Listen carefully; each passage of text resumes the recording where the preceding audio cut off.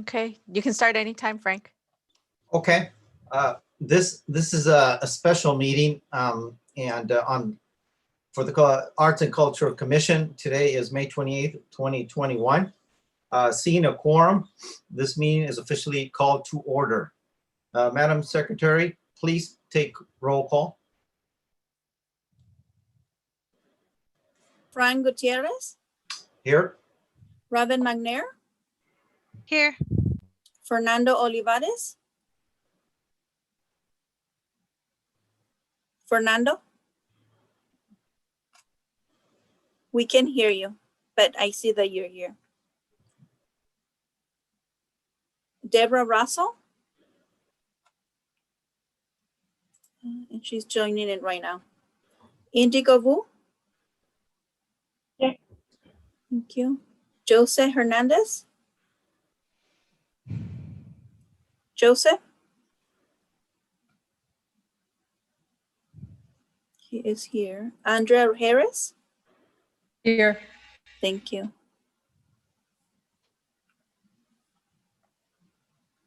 We have a quorum, we can continue.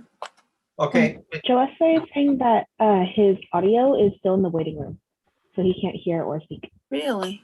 And I'm here as well. Thank you, Deborah. Are you guys able to hear me too? Oh, okay. So that iPhone, I think, belongs to Jose. So I'll admit him. I have two with phone numbers. There. Does that do it, Jose? Are you in now? Oh, it's connecting to audio first. Let's wait till Jose could communicate on his iPhone. Okay. And are you guys able to hear me? I can. Yes. Okay. Okay, good. Joseph, what are the last three digits of your phone number? Do you know Indigo?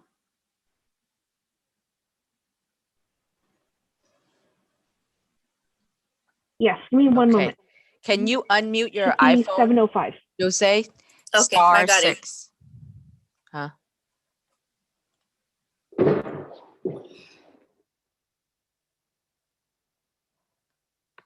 Can you hear us now, Jose?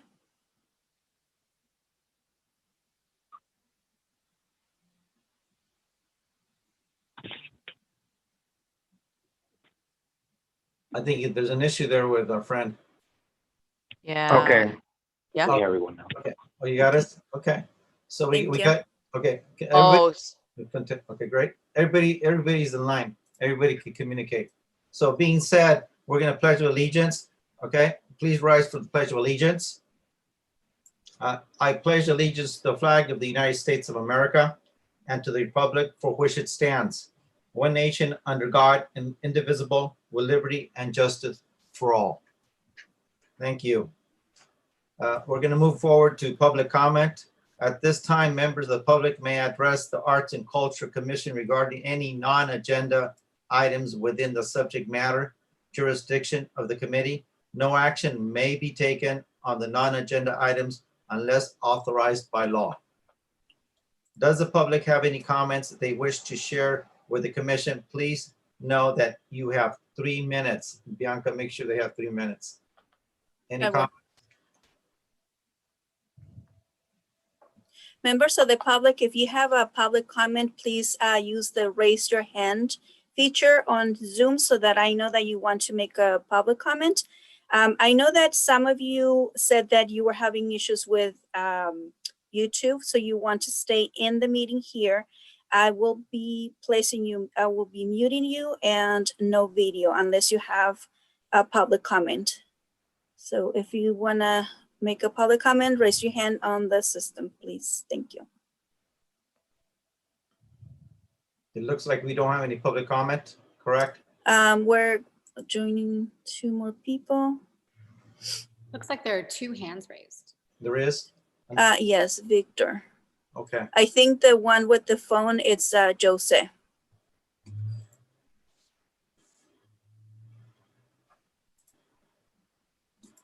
Hi there. Can you all hear me?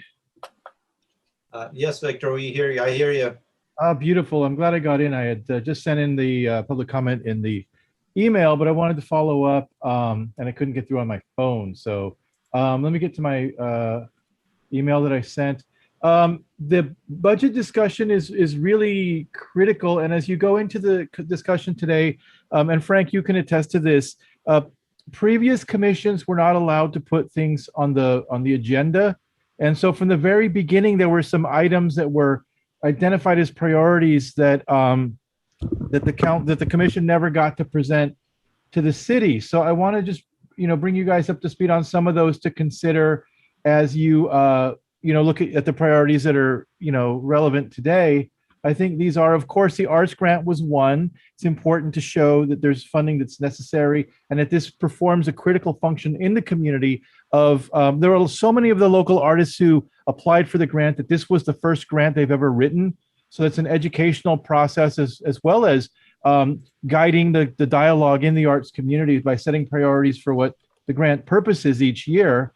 COVID could be a reason, but it's very important they understand that this is, that arts money gives back. For every dollar that's spent, as you know, there's like $24 that is spent around the arts activities that doesn't get into the arts organizations for gas, food, parking. So the arts grant is important to do. Professional development, such as workshops and grant writing, best practices, marketing are also important. We had talked about reaching out to Creative Capital and the National Association of Latino Arts and Culture, who both offer really great professional development workshops. So I've been a participant in each of those, and they offer them in English and Spanish and in person. And I believe they both do virtual programs as well.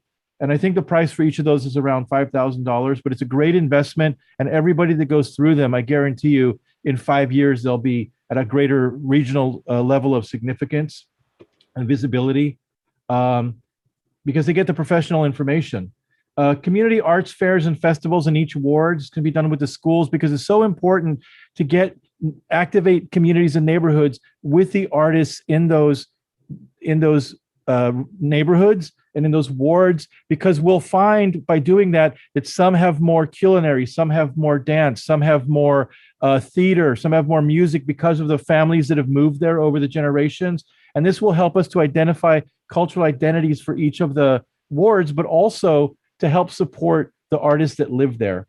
Also equal distribution of arts funding in each of the 6 wards, not just the downtown. That's very important because there are organizations and individual artists and needs that are different in each of the wards. And downtown is basically siphoned money, and we know where that's gotten us. But this is a good point to say, we need to help, like they're saying with the COVID relief, we need to put it in those areas that have not traditionally gotten support before. The fifth thing, and this is very, very important, is there's a study called the Americans for the Arts, Art and Economic Prosperity Study, which measures the economic contribution of the arts sector, how many dollars are spent, who's spending them, where they're spent. And the fifth study was gearing up when the Arts Commission started, and we weren't able to do it. We were just totally blocked from even presenting because it required a budget. I think it's like $9,000 to be participating in it. But this gives you the hard numbers to present to the council of exactly what money is coming into the city's budget, to the general fund. So that will help also be a strong determiner when they're talking about how much do we allocate.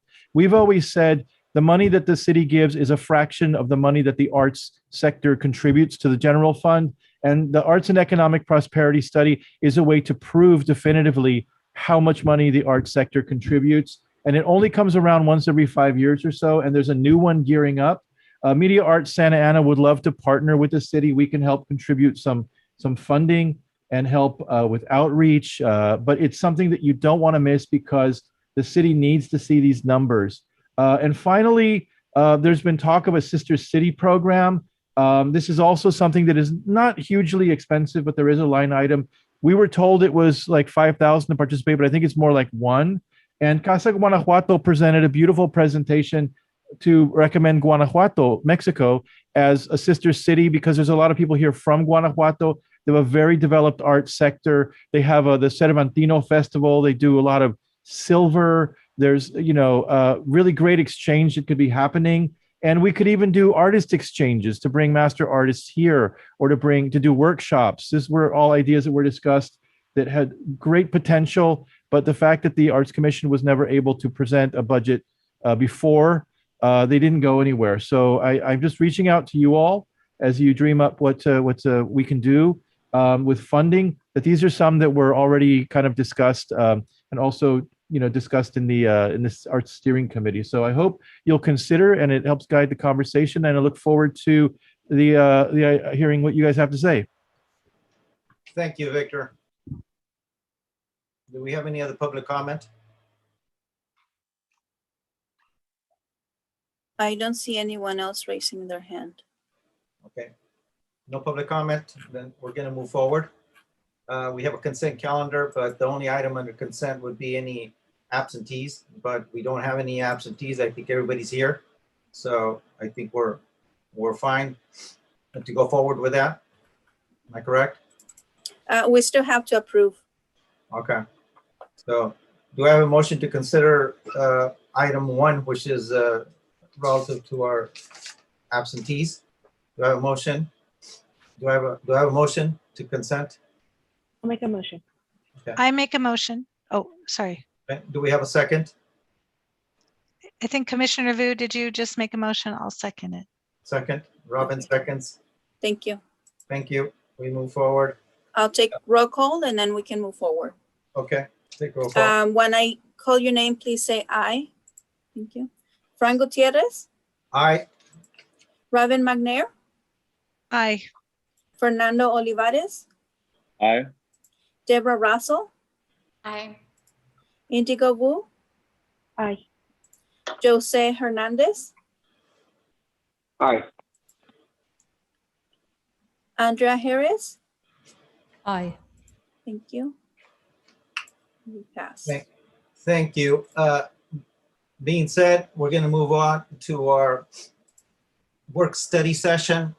The reason of the special meeting, the work study session, is based on our master plan, and I'm going to give my opinion about how we're going to lead into this. So basically, we have between 3 to 5 items that I'm going to permit each commissioner to position that possibly we would approach city council as far as funding. So it's strategic that we as a team come to a consensus between 3 items to 5 items. And I would say we have to, when we talk about these items, we have to think that they're manageable, that it's possible to happen, and it's possible to happen within maybe in the next 2 years. 2 reasons is because there is funding coming in at the rate of $146 million. Because of COVID, we might be able to get some of that, but we also have to speak about, continuous funding. So we're going to have a presentation. We're going to start with myself, and then we're going to go from Ward 1 to Ward 5 and give your opinion about what items you saw within the master plan that would be important. And if we are agreeable, I will begin. Any questions? Excuse me, Frank, I'm sorry to interrupt. Yes. As you were closing the public comments, a member of the public was joining the meeting, and she has her hand raised. I don't know if it's okay for her to make her comment. Who is she? No, I'm just joking. Marina Aguilera. Okay, I think because we only have 2 people, I think we could permit Marina to come in, and then we'll move forward with our Okay. work calendar. Okay, Thank you. Thank you. Marina. You're welcome, Marina. Your public comment. Where are you? Did we lose her? No. Marina, I'm asking her to unmute, but she's not unmuting.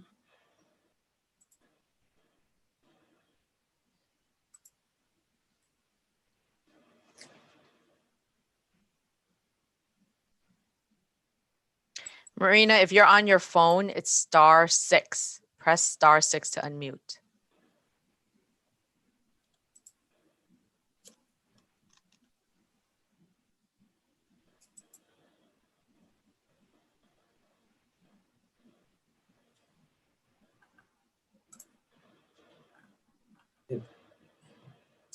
If she can't figure it out, I mean, we might be decent enough to say that at the end, if she does figure it out, we could permit her to do it at the end. If that's okay with everybody, so we could continue with our meeting. Bianca, Yes. are we in agreement? Yes. Okay. So if that's so, we're gonna move forward. I'm gonna start with my position, and then we're gonna go from Ward 1 to Ward 5. So this is the recommendation in my mind between 3 and 5 items that hopefully we could come to a consensus as a group. And so jot them down, because then we're gonna come together and then we're gonna decide maybe on 3 of those so we can make a presentation on those. On top of everything, as a businessman, I would always approach it as funding. Without funding, I can't begin a business and I would go bankrupt. So that's fundamental. We can't deal with things without having the financial support. So funding, as we see it, there's 2 means of how we're looking at it right now. Yes, there's a possibility that we could get funding coming in from the 124 million bucks. Okay. And we are also requesting that we could have continuous funding, and hopefully that's something that could be integrated into our program, and we don't have to be going back every single year. Okay. And I have no issue if somebody wants to present that. I bring cannabis to the table because I was instrumental in getting 0.5% of cannabis for the city of Costa Mesa. If that is being, I don't see why we can't get a piece of that pie going back into the arts. And I don't have an issue if somebody says, Frank did that for that city, why can't we do it for this city? I don't know where it puts me, but I don't think that's a problem. But there's a lot of money in that going through the city. Last year, it generated sales of something like $7 million. So it just tells you the kind of money that's going in there. I know there's money being given directly to Parks and Rec for that. So when it comes to funding, we're approaching it in that particular way. And so the funding aspect is on top of it. As a second point, okay, I would be requesting that we fund our grant program. In other words, that's the mechanism by which every year we would have money given to us to the grant program, from there we could then decide as a committee, as a commission, where we direct it. In my mind, I would like to see that if we do get funding, whatever funding comes in, I would like it to be divided within the 6 wards. That way we all have a piece of the pie, and we could come back to our ward and actually create something positive, working with our representative in each particular ward.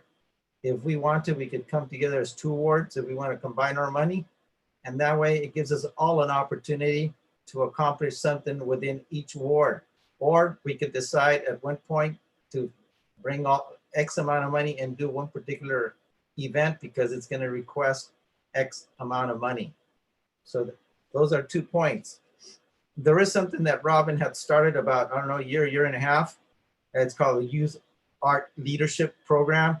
It was almost done, if I'm correct, Robin. Am I correct, Robin? Okay. Can you hear me? Sorry, yes, Frank, you're correct. Okay. So I've always said, why do we have to start from 0 when we have something already constructed? And as you know, when we talk about youth, it's always easier to get money. And not that because we want to use the youth to get money, but I think that might be a good program to position, especially if we're going after COVID money. The youth program, I think, aligns with trying to obtain money from this, 146 million bucks. And I think the program that Robin had positioned is almost positioned to go forward. So, we have 2 years to spend that kind of money, and that might be a strategic way in approaching that aspect. Another point, which would be the 4th point, and how can we, the study of the $9,000, it makes sense, even though in my mind it says we don't have money, how can we spend money without money? And I did, Tram indicated that we might be able to pay for it in 3 years instead of 1 year. But at the end of the day, the numbers are the ones that dictate how much we could command. And if that's what it's going to give us, then that's the price we're going to have to pay for it. And I think Victor said that they're willing to put some money on the table. I'd like to hear what amount of money. Victor, you still there? You want to commit? You might as well. Okay. but that would be a strategic thing. On the last point, when I was a commissioner 5 years ago, I did meet the man who represents Guanajuato. And me, I've been in Guanajuato, and my first art classes I took really were in Mexico. And I understand the value of art coming from that part of the world. Guanajuato is a beautiful place and it's very artistic. And I've always said that one of the ways we're going to be able to upgrade, okay, Santa Ana might be our relationship to places like Guanajuato and other places from Latin America as sister cities in art. Because we could bring things that are really interesting, not only for us, but for the general community. But at the same time, we have a connection to our community, which is going to connect to being something from down south, but at a very high level that it would interest anybody in Orange County. If we were to bring some kind of alliance with Guanajuato and the people that, you know, San Miguel Allende and El Cervantino, that's a program that's international. I don't know if you've been to the Cervantino in Guanajuato and San Miguel Allende. People from all over the world go there. And it's a no-brainer if somehow we could bring that to Santa Ana. And I always said, why did that man leave? He was part of the commission. I asked why. He says, well, because that commission never really accomplished anything. It just, you know, went around in circles. So I leave you with those points on my way of thinking on how we could approach, you know, and getting funding for some of this. So with that said, I go to Ward 1 for your opinion about what we should go after. Before I speak at length, I would like a little bit of clarification, because as I understand it, this agenda item was to identify possibly 3 actual initiatives on the master plan that we would be pushing for unified in order to seek funding for those initiatives specifically. Is my understanding correct? Correct. Okay. In that case, I did pull aside a couple of 3 initiatives that I'd like to just bring up and talk about a little bit.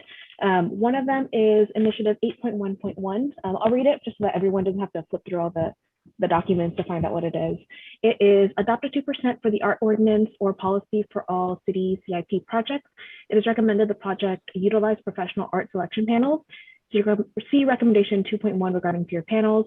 The intent of the program is to select artists as members of the design team for the underlying capital project. The panels select artists, not specific artworks. In most instances, artist selections are referred to the Arts Commission for review and recommendation to the City Council for approval. In certain projects, community outreach engagement is part of the selection and approval process. And the reason why this one I think should be a priority for us is that there was previously action taken on this in the goals met and progress document that Tram sent out several weeks ago. It says that Arts and Culture Commissions have previously met on this in the past, but there has not really been action taken on it because it needs to go to the city manager and city council. And to me, this initiative is rounded enough. It captures multiple parts of arts funding and longevity. And it also helps people build skills by going through that process as well. And I personally think that this is something that should be pursued when possible, especially because it's already started. There's no point in just talking about something here if we can't get action and if we can't actually start a process to make it become real, to realize it. The second one I would like to propose that we prioritize is 1.1.3, which reads to survey local arts and cultural organizations regarding the racial, ethnic, and generational compositions of their boards and staff to understand what needs should be addressed to support more equitable and inclusive organizational leadership. This one in particular is really important to me. It is not lost on me that I am the only Asian person on this commission, and it is not lost on me that my appointee was the first Vietnamese person to be appointed to city council and the first Asian person to be appointed for several decades. And I think that the art spaces need to properly reflect that as well. I understand that there's a lot of distrust in a nonprofit industrial complex, but part of making sure that doesn't continue to happen is to make sure that there is equity within access to power, to make sure that we are removing some of those structural barriers to people within our communities to take on spaces, take on roles of leadership, and so that they can have voices in this community. I use the statistic all the time. There are 25,000 Vietnamese people in Santa Ana. 11,000 of them live on the west side in Ward 1. And it is crucial to me that we don't continue to pretend like this is solely a Latinx community. It's important to me that we contend with our histories, contend with our complex and very mixed populations, and build something that approaches true community by acknowledging one another, by uplifting each other's struggles, and forming something real. And the third one is Initiative 6.3.1, which is to identify, utilize parks properties and other city-owned or acquired properties to be repurposed for arts and cultural programs. I think this is really in line with what a lot of folks have been calling for with regard to the art walk moving outside of downtown. And if we were able to identify these parks and other city-owned locations, then we could actually have art walk be able to move across the wards throughout the city. And I will end it there. Yes. Okay. Let me interfere and let me ask you a question. As we move forward, what we're trying to do is build consensus with the points. I think they're really good points, but I think if we start thinking of the frame of mind of City Council for them to understand some of these points, some of them they might not understand. Okay, so it's kind of like whatever we're saying, we're positioning in a way that they might understand. And I don't know if you know what I mean. It's kind of like, we could talk art and everything relative to art, but it doesn't mean that they understand art. So we have to take this information and make it in a way that they understand. Okay. Ward number 2. Hello, everybody. Thank you for having me here today. Happy to have this extra meeting for us to discuss the budget and important items. I was a little confused when we set this meeting. It was for the budget, and I thought we were going to be ahead and kind of have this all happen before the City Council was actually presenting that budget just the other night, so that we would get the arts on there. When I was in that meeting, arts were not mentioned as being a part of the American CARES Act funds or the regular budget. There were comments by our City Council, which was some of them were very encouraging, that they did value the arts and they did think it was critical and important, but there were no numbers discussed. When I made the presentation on behalf of the group, I did that thinking that we had some open space still to actually get support. I'm hoping there's still discussion, and that's going to be the case. Is that true? They're still negotiating that budget and we may be able to get on it with arts support? Great. Okay, good. When I was going through my research and just like writing down my notes, one of the things that came up in my mind was that the city is going to be putting in a great deal of funding for homelessness. And I don't know if you guys watched that City Council meeting, but they were talking about over $38 million going into the support of homelessness. We also had citizens commenting on homelessness issues, home displacement, people losing their homes during COVID, lack of opportunity. And so one of the things I wanted to say is that I really do think that this is a big issue with the city, and this is a very critical issue. I do think that the arts can help to encourage and heal the homelessness issue. I do think that creatives could help get involved with this budget that they are already planning to push forward. I was educated on a group in Los Angeles called the Arts United Against Homelessness. They actually are a group that basically works to end homelessness through arts, literary and music programs. And I really feel that in Santa Ana, we have a force, a brilliant artist that could come forward and really help the city, help whatever programs that may be organized to give us some sense of relief, and also help a lot of people to heal and get beyond homelessness, because it is such a major issue. So I wanted to just make mention of that as being a point that I think is important. You know, the safety of our city is critical, and the safety of our citizens. And I think there's a lot of people feeling unsafe. So I wanted to make mention of that as a point. I don't think it's mentioned in our master plan, but I did want to bring it up. I also agree with both Indigo. Commissioner Harris, it is mentioned in the master plan. It's initiative 4.1.3. Engage great. qualified artists to provide programming in neighborhood settings for all ages, as well as with homeless persons, veterans, and disabled. So it's 4.1.3? Correct. 4.1.3. Okay, great. That's wonderful. So that's one of them. The other thing is, I'd like to say I agree with the 2% art ordinance and policy that Indigo brought up, as well as Frank. Both, I agree with it. And I think that that would be very critical. I know it's been discussed. It's something that should be going on. It should have been going on a long time ago with all the development and things that are happening in the city, but it should go on now, and we should get that approval.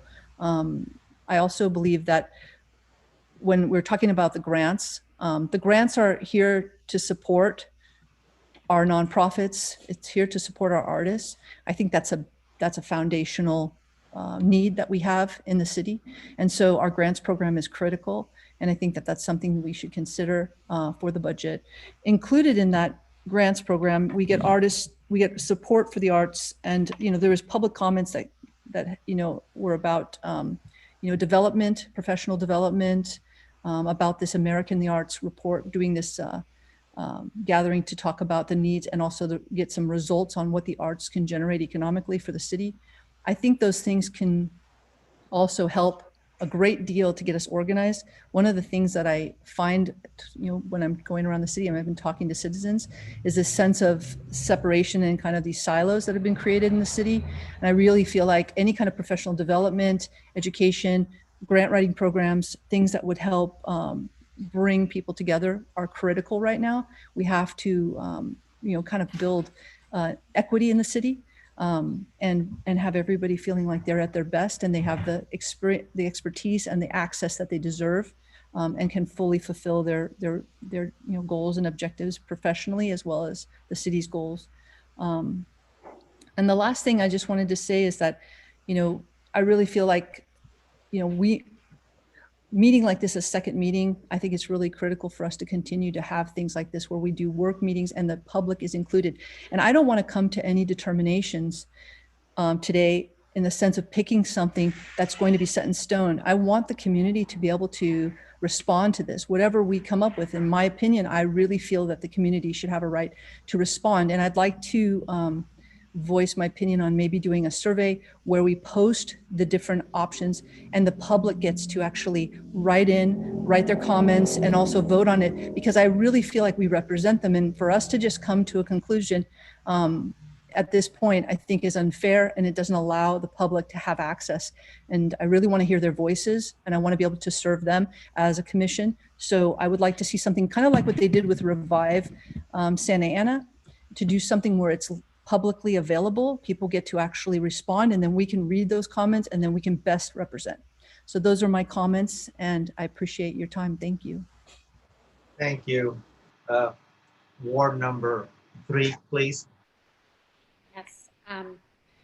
So I picked the umbrella goals, not the individual goals, but I focused in on first goal 4.3, which was to ensure the greater long-term success of traditional, historic, and contemporary festivals and events. You know, we in Santa Ana are very much known for, I mean, for many people, Dia de los Muertos, for instance, that was a grassroots community event, is something that I think we should invest in and continue to support. Art Walk would be another. I know there was mention under the sub goals that a jazz festival, which I remember attending in French Park many years ago, would be another way to create more variety, so that we have, you know, art that people can see in galleries. We have outdoor music festivals, et cetera. And I know there are other literary festivals, et cetera, but That is I want to put my vote down for that one. Next, I also agree that the youth arts program, so goal 5.1, I don't know if the youth arts leadership program is different exactly or how so, but I definitely think in terms of thinking about COVID funding, we know our youth have experienced unprecedented levels of social isolation and the need for connection. And so I think this would be a very smart way to use funds that are, as Frank pointed out, are one-time funds in some sense. And then to really explore what that program could look like, because maybe there might be opportunities to align with other community partners to support a program like that moving forward. And then lastly, I really think we should value goal 4.1, which is to develop a neighborhood arts program. I think that's, before we start planning art walks in neighborhoods, I think we should really make sure that we're creating arts opportunities so that people are aware of our arts resources. For instance, my daughter and I go to a ceramics class in the Delhi neighborhood, and it's not really well known. It's not publicized, and it's a beautiful, amazing place, but it feels hidden. It's not part of Art Walk, for instance, et cetera. So I'd really love to see spaces like that have more support, have more, be able to highlight them and really encourage more people to attend those, not just people who have the resources, for instance, to pay for such classes. I think we've done some very great examples. For instance, the farmers market in Santa Ana used to feature an arts component, and I think that could be, and it was a wonderful experience. I brought my children, and we had amazing, just very simple, inexpensive access to the arts. It was regular, and I think that could be a model for what we could then do in each of the wards to bring the arts out to the community, so that it's not just children in schools, but it's also families. It might be those who are unhoused, and those who are not connected in any other way like that. So 4.1, 4.3, and 5.1. Thank you. Thank you, Deborah. We're going to go to our next one, which is 4. Board 4, please. Hi, good evening, everybody. Thank you so much. And I appreciate all the comments that have been shared thus far and the various perspectives and the great, expansive, important work that we can and should be doing. And to that end, some of the things that I identified have been mentioned. I like Commissioner Gutierrez's approach about thinking about what can we do for recovery and what can we do for sustainable programming ongoing indefinitely that the city of Santa Ana is committed to as a city of the arts. That said, in the immediate for the economic relief is really getting back to a robust granting program. And within the grants, we can look at a lot of those things about the public art, including the green spaces, the community and neighborhood initiatives, festival assistance, investing in the artists, art walk, mural creation, mural restoration, emerging artists, senior artists, literary and library initiatives, all of those kinds of things, sister cities, any of those could be included in a very robust granting program, which addresses, pardon me, really that initiative 1.2, working to eliminate access barriers to arts and culture programming. What's been our barrier has been this unfortunate pandemic that we've been in, from which we need to recover. So another one that I think is really important is to hit the 1.1.1, because it says, as Commissioner Vu stated, we've already worked on this. We make a formal recommendation to the city council and the city manager to put that forward. I think that that's something that could happen fairly quickly and be successful with. Also, I think it's really, really important, like one of our public comments was around, Mr. Payan said, in initiative 3.1.2, participate in one of the several arts and creative sector economic impact studies. I cannot tell you how important that is. It's important because we have to build an economic pipeline and an engine, and it's not by mistake that we find the Arts and Culture Commission under Workforce Development in Santa Ana, because it's a viable thing. And again, we live in the US creative economy capital. So how do we surface the data that's necessary to help our city council make the arts a priority in our city and to invest in them, just like the school district is investing in arts education. All of our plan is very ridden with efforts to support those pipelines and pathways. And that leads to professional development continuing for the artists who often leave our school programs ill-equipped to go out in the world and be prepared. So we need to help support them, including many of the professional development things that were mentioned. Another one is in initiative 5.3.2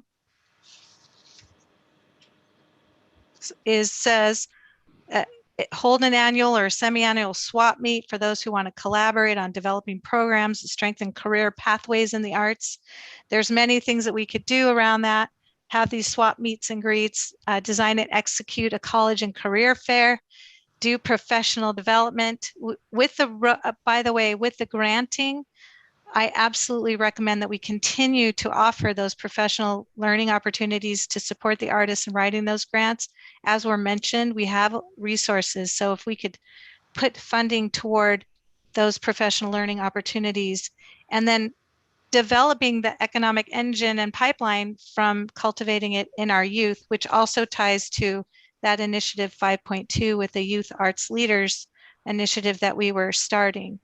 So I think by building a very robust pipeline and creating a demand, but also, as I mentioned, we're here supporting the arts, but we're trying, oh, and the last one, sorry, was related to equity, explore cultural equity initiatives.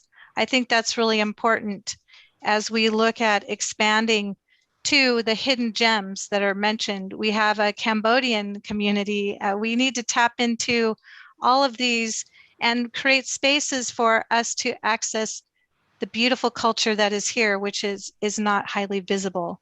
So there's many more things. I have pages and pages of notes that I went through, but I would like to add the last thing in that. We can do things as a commission that are no cost. For example, we could do recognitions. We could spotlight some of these things. We could make presentations on our agenda every month. We could have perhaps a social media. We have a social media. We could have campaigns where we're telling the story of what are the things that are out there to create a broader awareness.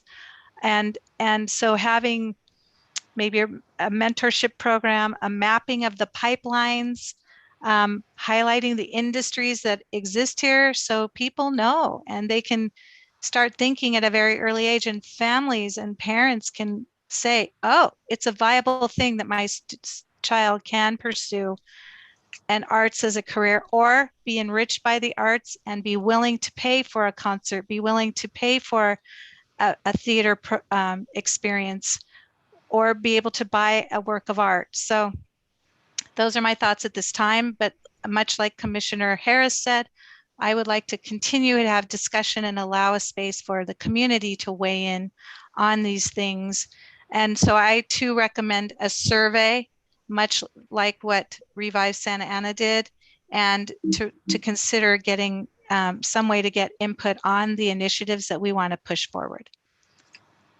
Thank you, Robin. Ward number 5, Fernando.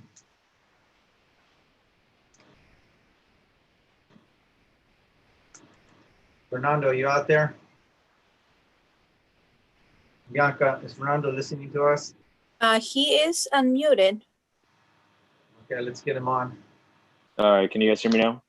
Yes, Fernando. Yes, thank you. Yeah, I think it was connected to my other speaker. Sorry. So yeah, I feel like I'm kind of in line with all you guys. The ones that I kind of wanted to focus on was of 5.1, which is the youth art programs. That's been a major push for me. But under that, there was 5.1.2, which talked about providing transportation. or bringing those youth programs to the community, like to local parks and things like that. I think Frank mentioned that also in a couple of meetings ago, or I'm sorry, the last meeting. 8.1, develop public art programs. That's something else that, sorry, I'm having technical difficulties here. 8.1, to develop public art programs. 4.1, which was the neighborhood arts. I think that's important, you know, to keep on providing city grants. And 6.1, which was the to explore the artist living workspaces projects with a nonprofit to develop that can develop art, you know, art living facilities. I know there's you know, we need to bring more artists to our city, and rent is not cheap. You know, it's, I constantly see my peers, my artist peers, who are struggling just to live in the city. You know, living in sometimes pretty bad conditions. You know, things that most of us take for granted, like just bathrooms, you know, a place to take a shower. You know, they're living in studios where it's difficult. A lot of them think about leaving the city to go somewhere else where it's a little bit more affordable, and you know, that's actually the opposite of what we want, I think. What Robin mentioned earlier about providing mentorships, I think that's also a really good idea. Just giving these kids, you know, the future artists, some sort of hope or guidance, that yeah, you can make a living doing art. When I was working on a mural the other day, I seen a kid with his family. The kid, you know, he likes to draw. His mom was telling me, but they don't know anything that's going on as far as arts go. When there's plenty, there's you know, there was art walks and you know, but they've been, you know, Santa Ana residents forever, and they have no idea what's going on. So I'm struggling with a way to reach out to the community. You know, social media, you know, Instagram, Facebook is one of them. But maybe we do need to go out to these local community centers, these parks, to really get the word out to that, you know, there's these programs available, and just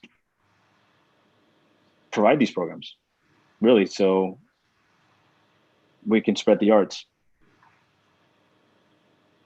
Yeah, those are my 2 cents. Thank you, Fernando. Josue, you're next.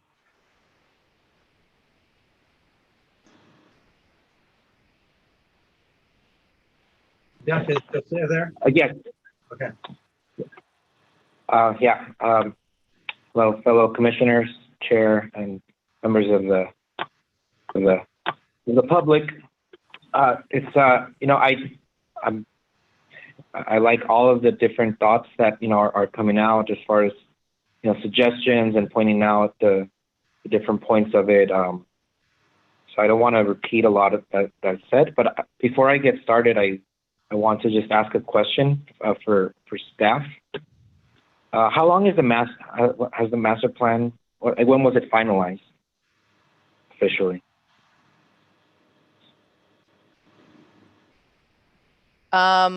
I believe I sent that in, gosh, I can't remember off the top of my head.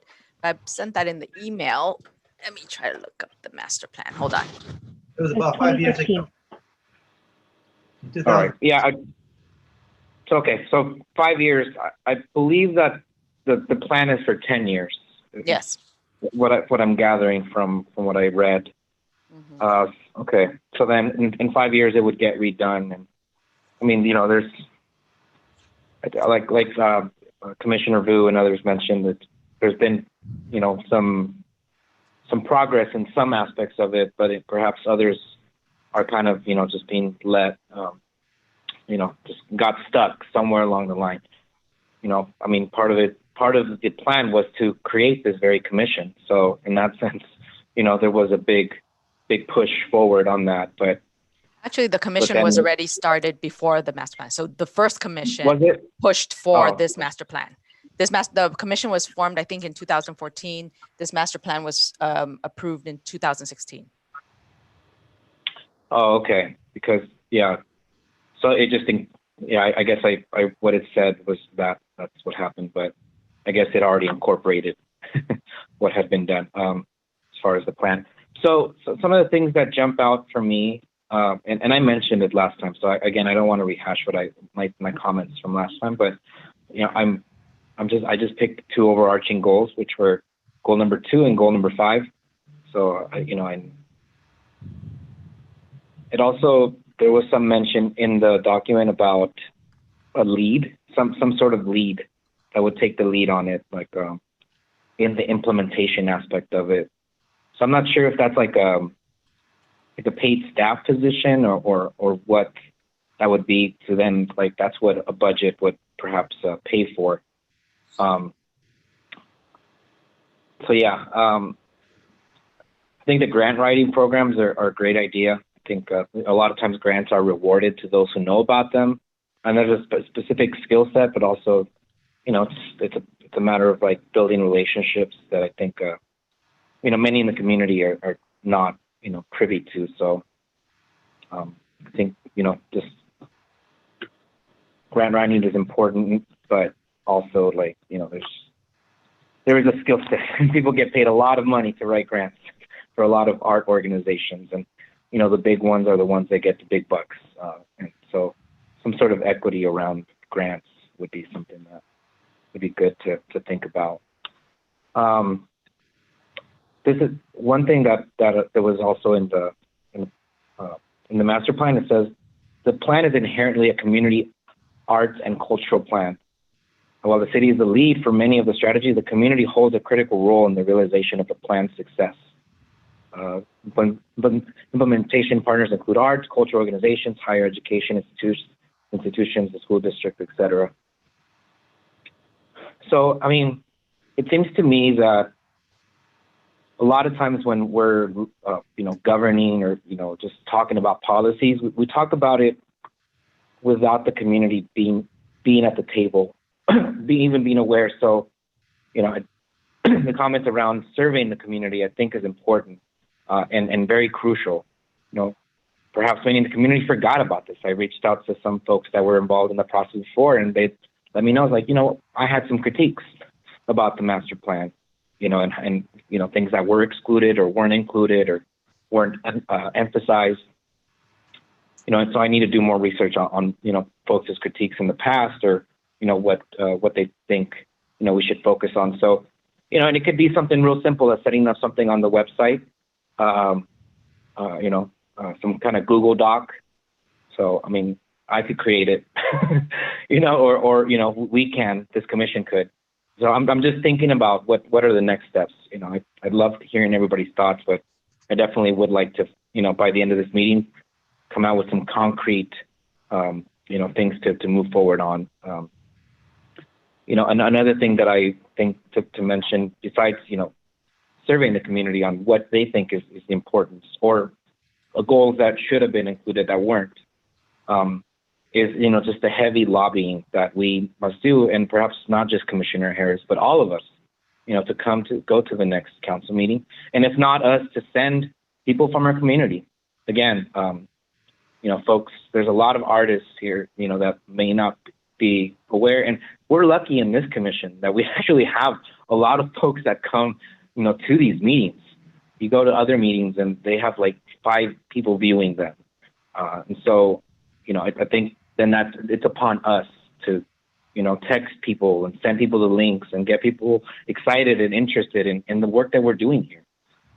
So, you know, I'll just end that as far as there's a lot of things that we can't, relationships that we individually might have, or, you know, whether it's with our council member or, you know, members in the community, that can already start to, you know, we could start tilling the soil and building those bonds to start the conversation and planting the seeds for the future of when we implement it.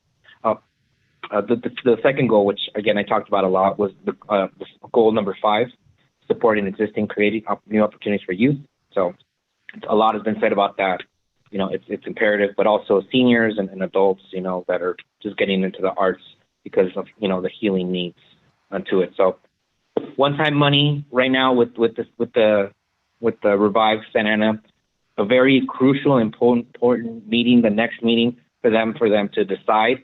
And there should be motions made for specifically to put it on the, you know, on there to fund and give us some funding. Could be 40, could be 50, could be 100. Some money needs to be specifically geared towards this commission so that we can have some sort of seed money to do, you know, to move some of these plans forward.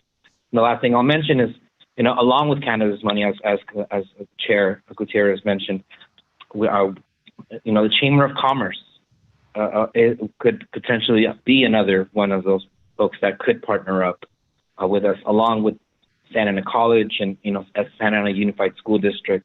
So tapping into those relationships that we individually might have to start getting the ball rolling will be important. Those are my comments. Thank you. Thank you, Jose. So we got comments from everybody, and let me ask, Tramp, how are we going to present this to City Council? As far who is going to do it? Is it going to be a report? Is it going to be a verbal communication to them at a council meeting? Tramp?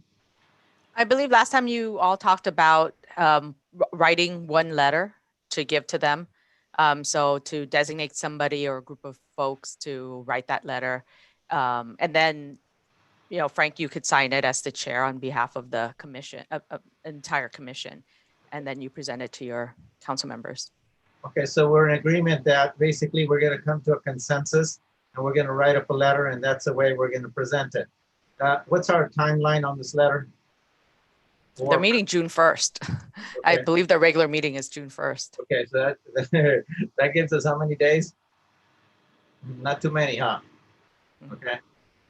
Because today's what, the 28th? June 1st is when? The weekend, Tuesday. Tuesday, June 1st, so we have to have a letter done by Monday? Am I correct? Fran? So, Fran? point Yes. of clarification. Point of clarification, that would be Tuesday that we would have to submit the letter on behalf of our, you know, findings of today.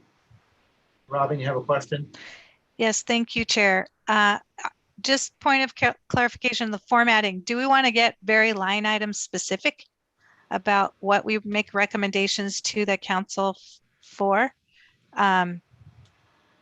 You know, what's the format that we would present it in, like Frank's saying?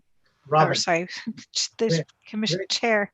Okay, let me just define how much time we have, and then we're going to define the specifics of how we're going to construct this, okay?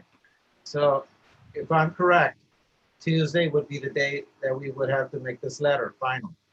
Pram? Correct. Correct, okay? That means we have to almost practically come to a consensus today and word it and take notes. And who's going to construct the letter? Pram? One of you, a commissioner or a group of commissioners that's under quorum. Okay, so that said, within our commissioners here, who feels the best capable of writing this letter? Does anybody want to volunteer? Okay, I have a volunteer. That would be Robin. Do I have somebody else that would want to do it except Robin?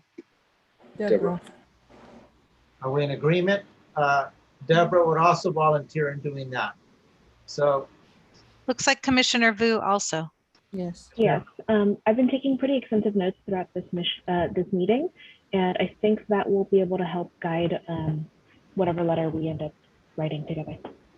Okay, so now it's a matter of, it's a matter of, I'm not saying who's better to write this letter, who has the most experience in writing a letter of this nature.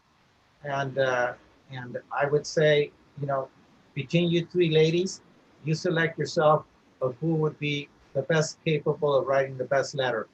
So if you could take that decision as of now, we could then start structuring what we're going to structure around that letter.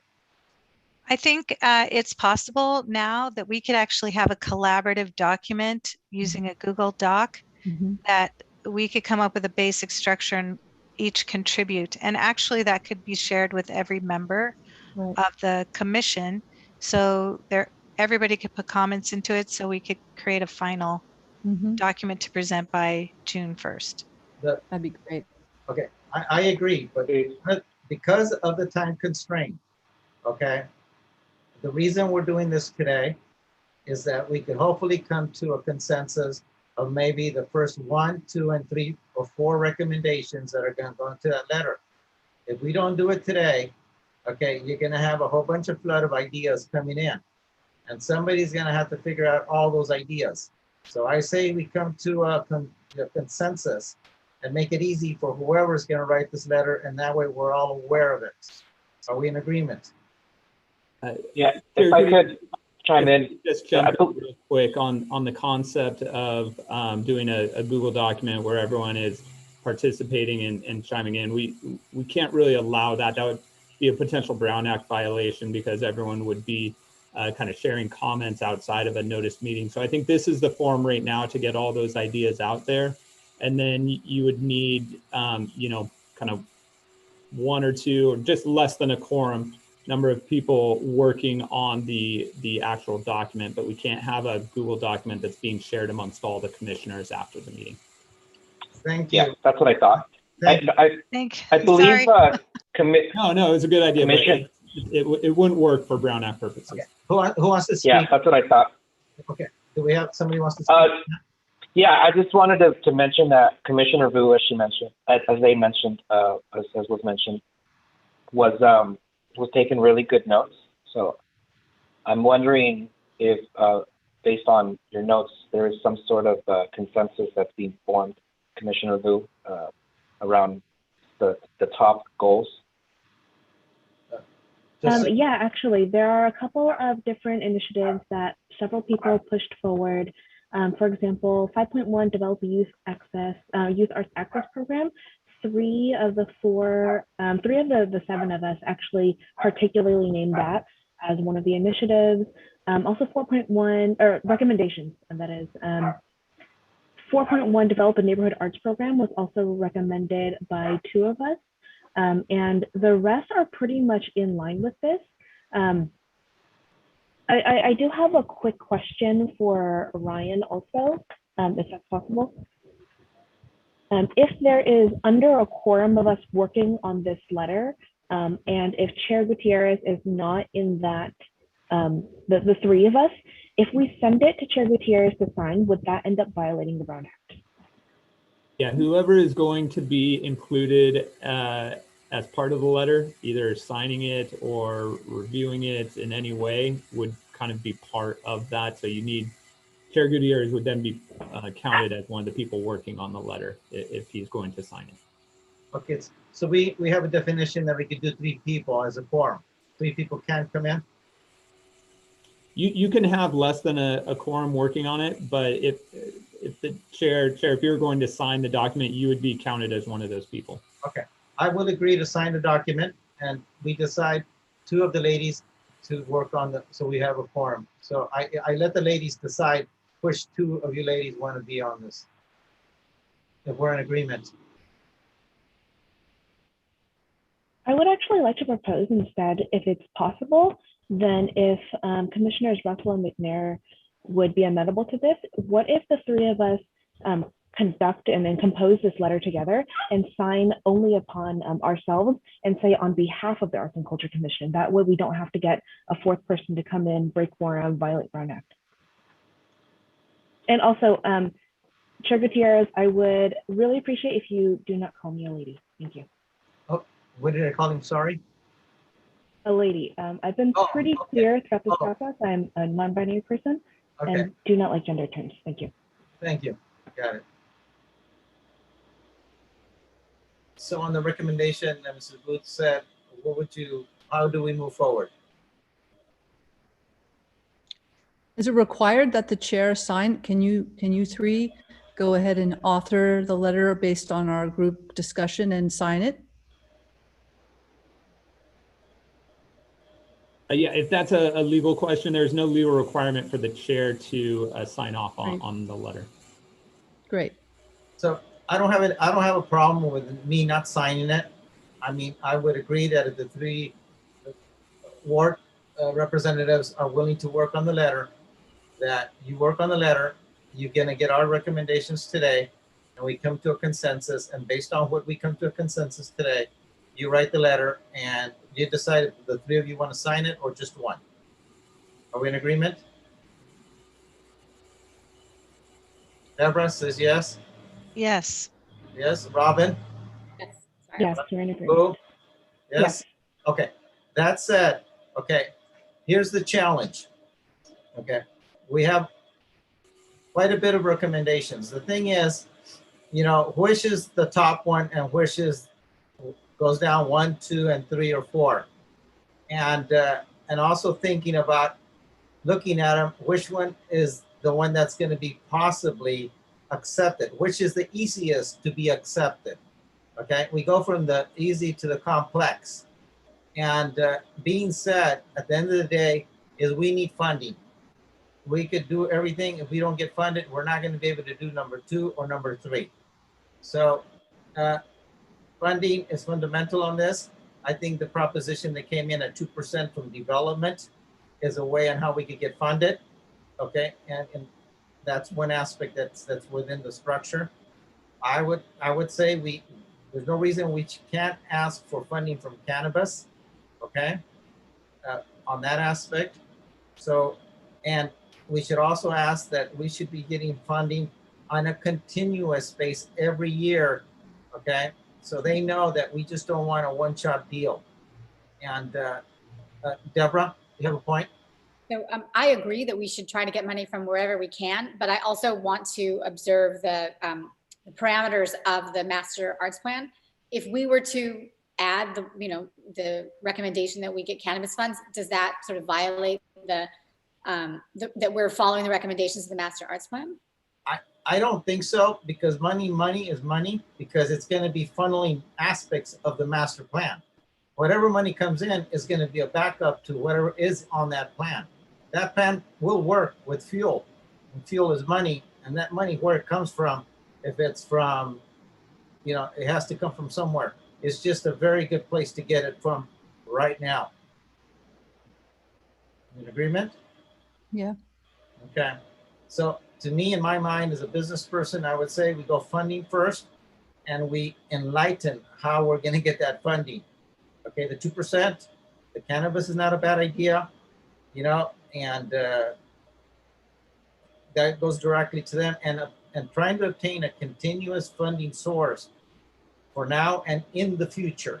So they know in their head that we want funding every year. We don't have to come back every year and do this. So can I ask a question? Yes. We had talked about the grants being also ongoing. Now, don't the grants, I know I was listening to Robin's list of what those grants could cover. Wouldn't they be able to cover what we were discussing with Indigo for the youth? And also several of the members mentioned the youth programs. Can't those go under the granting funds? All those different programs. So when you do the letter, you could list the grants and you can list all the uses that would serve, which would really help to illuminate that point. And the same thing with the other funds that Frank is discussing. We could have those listed and then say, these are the things, these are the uses, so that they understand the gravity of what we're asking instead of just saying the points, real briefly. Can we do that? Robin, just to clarify, okay. The second point, okay, is to make the connection on how City Council would understand funding, okay? And that's where the grants come in. The grants are a way of us asking money, but it's also a way of linking the use of money, because that's where you could say the grant programs are going to come in, and that's the way we're going to be able to support programs on each ward. Either, we're going to do programs on each ward. Each of us represents a particular partnership in each particular ward. And that's the way they understand the money, the grant program. We're going to get money. We're going to put money in grants, and the grants are going to be supporting our programs. So that's the mechanism by which they'll understand on how this money is going to be used. It's not just going to be thrown at us, but it's going to be directed through these paths. Am I correct on that? How does that sound, Robin? Are we? For the record, I believe it was actually Commissioner Andrea Harris who was speaking. Oh, Yeah. sorry. Yeah. I understand what you're saying. Is you're saying exactly what I'm trying to say is that, you know, I think that everybody's points that they were talking about with these different programs, professional development and the youth programs and homelessness programs, all these things can come under those funding lines, the 2%, the grants program and all that. So we can just have those listed and then have all the benefits that would be fulfilled with those funds, so that it gives the council enough to understand that we have a plan on how to spend it and we already have ideas in place, and you could put those, all of the master plan numbers there to support it. Exactly. We're making a connection that makes a source and in a way how we're going to spend it, and they could actually see it. So that would be point 2. Now we have funding for immediate things and long range things. With the money that's coming in, I think the program for youth that Robin had structured, okay, for helping youth and youth leadership, since the money has to be spent in a 2-year period, might be a third point of why we can get funded for that program specifically, okay, because of the COVID aspect and how we could approach that point. Robin, you think that would be correct? Robin, what do you think? I think that there is a lot of infrastructure. It's kind of like some of the things mentioned in the plan that stopped due to COVID or whatever, or some of the things that were pushed forward and discussed but didn't get to the next level. So it is something that we can revisit as a commission to how we can flesh that out. And the vision for it is to develop, like the city has youth commissioners, having youth arts commissioners that can be involved in the decision and policy and the things that we're doing, and building that pipeline and mentorship that we've discussed. So that's the third point, of which we have a very specific program that's going to specific money that is intended to be spent within a 2-year period of the monies that are coming in now. As a fourth point, I'd say the investment of the American arts study is a worthy investment for the $9,000, because it will give us the numbers to indicate why we're asking what we're asking. It says, well, we don't have the money now, but if we have the numbers, then we could ask. So as a fourth point on that letter, we would go after that specific item on that. And as a last point, I know it's a little aspect that's a little, it was brought to the table on how we could develop a sister city program with a town like a town that was mentioned of Guanajuato. And not, this begins a sister city with Guanajuato. It could represent a sister city from a lot of places of communities that are connected to our city. I mean, we could have a sister city from the community of Cambodia, a sister city from Vietnam, okay? And that would be interesting, because we are making Santa Ana an international source, and that in the eyes of people, kind of like, wow, we're making it bigger than it is. But the benefit is that we bring things that our communities, okay, will never see. But if we bring them to town, they see it, and they'll see the value of things that, because they can't travel because for whatever reason, economics. But if we bring them to the table, it will open those eyes and makes us a more sophisticated aspect. And it will be interesting not only for our own little city, but Orange County in general would love to see something from these different entities. So those are 4 points that I would suggest we could go in the direction of creating this letter. So I place Frank? it on the rest of you. Frank, can I say something, please? Yes. I just want to say that since we've all gone through the points that we've, addressed, we've all we basically have that. I know that Indigo has the list. I know that Robin has the list. I know that Deborah has the list. They're all writing and I'm writing. And so we kind of know everybody's opinions at this point. And if it is something that we have to rush to create this letter, I think that, if you guys want to have, I don't know if, is it possible when you guys produce the letter that we can actually read it, or you can't share it with us at all? Are you able to share it with us at the end? Because I trust that you guys are going to craft something that's appropriate from this discussion. I don't want to kind of re-choose and re-pick new things out of what we've already discussed. I think we have a good list from all of the contributions. But can we see this letter before it gets submitted, or is this something that goes directly from the three and then directly to the council? Ideally, I would say it would be great if we could all see it. It's just somebody's going to have to get on the ball real fast because it's going to be submitted on Monday.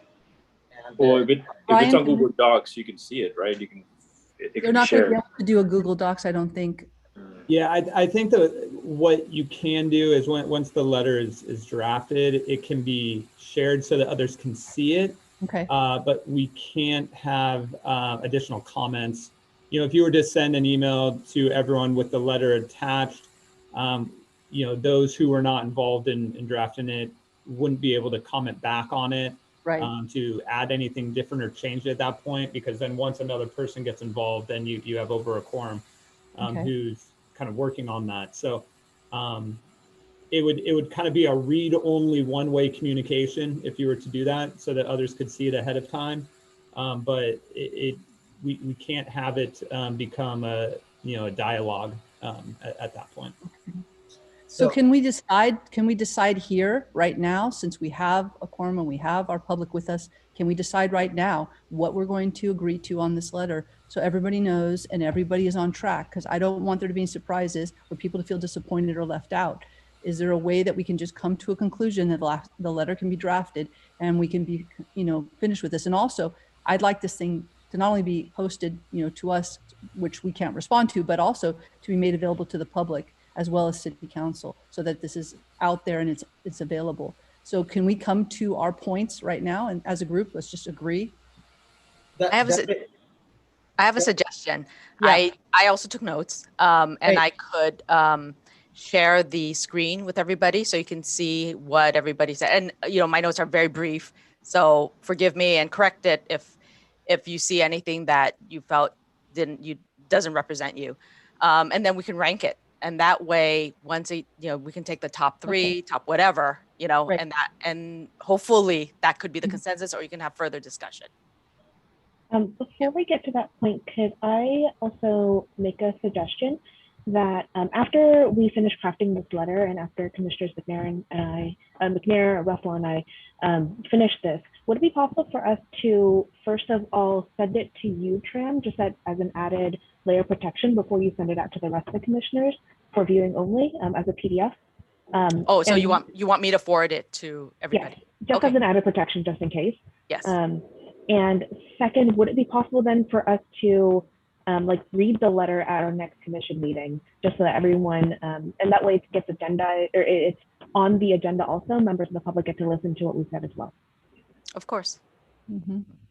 Point of clarification, to be clear, we're going to come up with a letter that should we assign specific dollar amounts to these initiatives that were in the ask that we're making. And also we can still have continued discussion about the Arts and Culture Master Plan and identify other initiatives that we want to cultivate further that may or may not entail funding, but can be building the infrastructure for the work that needs to happen, like what Commissioner Hernandez said about having who's going to be the executor of some of these initiatives and finding people to help with the work. Mm-hmm. Yes. I also want to, while you're pulling that up, Tram, is just to highlight again, Robin, or Commissioner McNair's comment about the creative economy. I think you stated that really well, and I think that would be a powerful opening.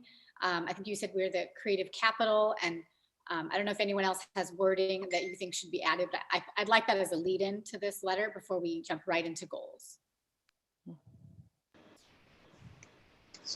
So one recommendation I would say, since there's 3 people that are going to structure this letter, if you want to direct, as of this moment, the way you're going to be structuring, and if you want more points, you might as well ask them now so you can start constructing as of now, because there's limitations on time for us today. I think we can't be here for the next 5 hours. Let's put a time frame on this. It's kind of like, I'll give you 30 minutes of my time. You ask the questions, and I'm not saying 30, but we have to come to a consensus how much time. And because basically, if we don't, this could take a very long time. So you tell me, the 3 of you, how much time you think you're going to ask us questions, so you could have the information for this letter, and that pretty much will complete our commission meeting today. If we're in agreement, we move forward. Yes? Okay. I think Yeah. just for that 30 minutes should be enough. Go ahead, Commissioner Hernandez. Yeah, I just wanted to say that I support Commissioner Russell's the introduction. I do too. That's the right way to frame the conversation. Started off. The other thing I mentioned, and again, like, I think it's a question of implementation, as I mentioned earlier. And it says here that the city will be the primary lead, but along with stakeholders. But then there's a leadership task force appointed by the city to oversee the implementation of this plan. So, I mean, if we're going to be attached by what the master plan says, then that would be a crucial step. Again, in seeing who exactly is going to follow through with this, and that would be us as well, of course. But then, the stakeholders from the variety of sectors, city officials, and interested residents. So, it sounds to me like this leadership task force would be like some sort of standing committee that the city would appoint that would be tasked with taking on some of this, right? So it's like funding, step 1, and then leadership task force, step 2, and then I guess, figuring out what monies go where and the sources of funding moving forward. Okay. So we are the leadership task force, aren't we, as the commission? So we already exist, and we will be here to support the programs that we'll push forward once funding is received. But I do want to make note that we do need to come up with numbers, because I believe we need to present numbers. I don't think just sending this with ideas without numbers attached is appropriate. I think that's one of the reasons why people don't get grant money, because they don't create a budget and allocate the numbers they need to fulfill. And that gives people this idea that, well, they're uncertain. So what we could just give them whatever, but we know what we need to run these programs. So I'd like to see numbers attached to the lines that you guys decide to submit. And we've already asked for $1 million from the American Cares program. We've also asked for $100,000 ongoing funding for our grants program. So I would like to see, if possible, us agree that we're going to continue with those numbers. And again, we're open to negotiation, and it may come in way less, but at least, let's allocate specific numbers to the lines that are being defined in the letter. I am in agreement. I think we should put numbers, and it's better to get something high. We could always go from there below. So if that said, we're gonna come up with the numbers right now, or the group is gonna do it, and then we're just gonna hope to pay. And then, but before that, so this is I'm reading from the master plan from page 8, the bottom of it. It talks about this leadership task force, and it seems very much like that's not us. That it's again a compromise of stakeholders from a variety of sectors, city officials, interested residents, and artists. Many of a lot of us are artists, but it seems like we're not it. And I could be mistaken, but I'm just, seeing what I'm reading. Okay. With that said, I think, yes, numbers are correct. And at this point, we have 30 minutes. I'd say, Robin, Indigo, Deborah, I think you should be thinking about asking us questions for the construction of this letter for the balance of the 30 minutes so we can finalize this. So it's in your hands. I'd say it's in your hands. Okay.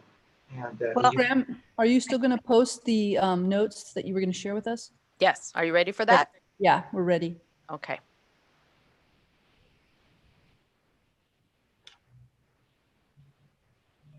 While that's being pulled up, if I may suggest a possible structure, I do come from a literature background or an English background, and I think that I am in agreement with starting off with the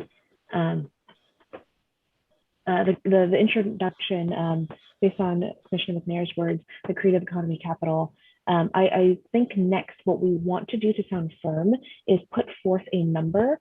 And I want to maybe suggest that if we don't come up with a number today as a commission, if we could come up with a range or at least a minimum to not go under, because we know we need more than that number. That could be the second part where we ask for a certain amount of funding, and then we can dive into the specific recommendations or initiatives that we want to pursue, and in doing so, tell a narrative about how we want to use this money. There had already been, before on this commission, $175,000 given to it from what I know. So somebody's aware that that kind of money was already given to this commission. It might be a good number to start because they're aware of it. And the question is it not enough? And it should be asked for more.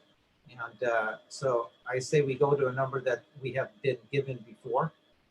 And that would be a way of starting this process. Could I have a comment? Thank you. So we need to have a budget development. The city council needs to say, if we make pockets. So if we say we're all in agreement, we want grant funding, how much, it's an umbrella statement. If we say we want youth arts development, we need to say, and this X number amount. We don't have to be super specific right now about how it's going to go, but we do need to create some, if we need to put funding aside for stipends or leadership people for a standing committee or whatever it is that we need to do to have an implementation task force and other task force that need to happen, then maybe that's a category. But that's what I think we need to identify as what are the categories that we're going to agree to put forward, and then the amount of money toward each category. Right. I agree with you, Robin. Categories with amounts, specifically on this letter. So let's get our categories first and let's go for it. Well, okay. Go ahead and indicate that how you're going to construct this letter and start asking us questions so we can get this done in 30 minutes. Tram, will you share again?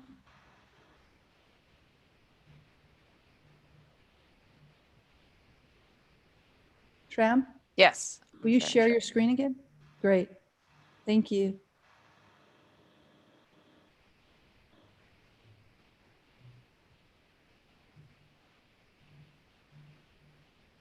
So we know that, I think we know that you guys are all going to be wanting to have the youth programs, which are going to fall under grants, correct?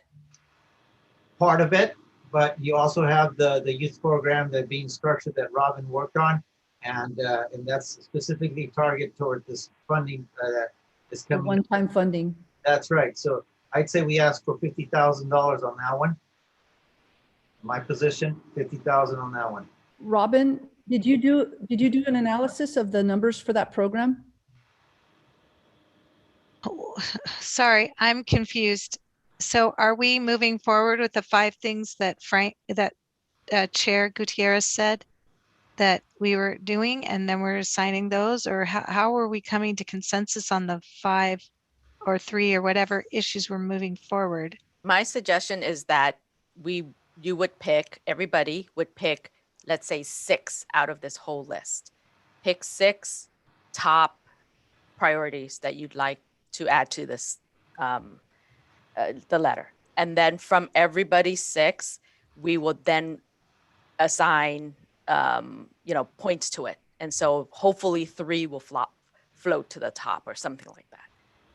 And so to that point, like Chair Gutierrez, the Youth Arts Leadership Initiative Institute that we had developed does fall under the broader umbrella of what some of the other commissioners were discussing about youth programming. So maybe Right. it's just a line item for youth programming, and That's it. under that can be various, and we would determine down the road with community input, once we do our survey, what does youth programming look like? And we can certainly make recommendations for how that funding is spent, but we just want to say youth programming. Right, exactly. Does that work, everybody? Yes. Youth program works with me. I think the next one would be our grants, if you guys are in agreement, grant program, because we want that to continue on. But on top of that, it's kind of like we should be going for the continuous funding of this. That should be, the number one is that, are we going to ask for 175,000 for every particular year that comes ahead? And let's go after something that's a continuous. Can that be listed under the grants? Can that be listed under the grants program, 175,000? See, one thing is the grants are the way we utilize that money. Right. That's the way. So you could say we could bring it and lump it up as being our grants program, which would be our continuous funding source, our grants program. And then from there, of course, we divide it out in the ways that we want to see it. If we want to divide it by wards, and then we go from there. But we could just say grants, because I think they understand grants. People understand grants. So we could say, our grants program on a continuous funding basis, we're requesting 175,000 on a yearly basis. So that leads me to ask a clarifying question around what is the funding that we want for recovery and kickstart into the arts community to get us back in motion? And then what is the sustainable? I mean, we want it all to say, but we're asking for $1 million. Right. Are we asking for that as sustainable funding? Because it's no. the $1 million right for the one time, which will take 2 right. years. So what is that one-time initiatives that we want to move forward and the big asks there? And then what is the ongoing? The ongoing is going to be to fund our grants program. And the youth programs you guys were discussing. That's gonna the $1 million if we ask for it is for this money that's going to be coming in. And yes, a definition has to be explained. How are you going to use your $1 million? So they don't, how are you going to use that $1 million? So that's the question to be positioned. How are we going to use it? If you want to explain it to them, then we have to define it now. What about this idea of equity? We were talking about things for the various wards and communities to have some sort of equity.